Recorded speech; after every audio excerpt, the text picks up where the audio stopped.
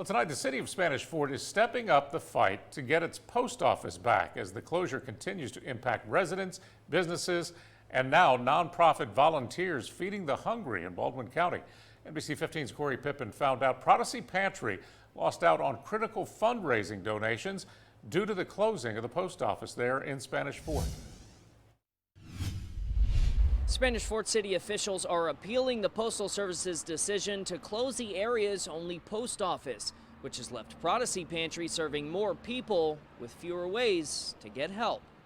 It's been more than 2 months since the Spanish Fort Post Office closed its doors to thousands of area residents and left the nonprofit organization Prodisee Pantry without the P.O. box it's had for the last 15 years. 75% of our income comes through the P.O. box. People were familiar with that address, and we rely on those $10 and $20 donations because that allows us to feed a family for a week. Deanne Servos, Prodisee Pantry's executive director, says it's unclear how much money they lost, but they're trying to let the public know they're now receiving donations at their building on Highway 31 instead.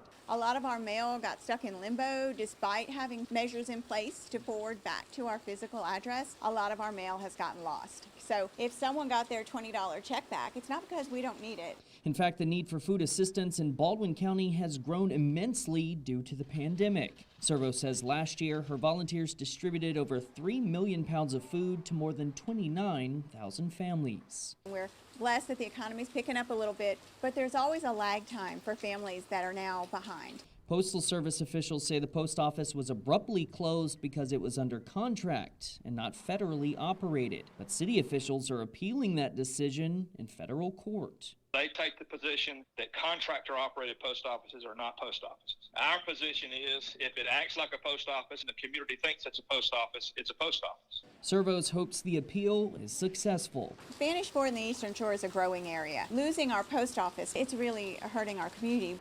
I'm told Spanish Fort has hired an attorney in Washington, D.C. and is waiting on a federal court to set hearing dates for the appeal. If you'd like to donate to Prodisee Pantry, we've included that information on our website, mynbc15.com. In Baldwin County tonight, I'm Corey Pippen, NBC 15 News.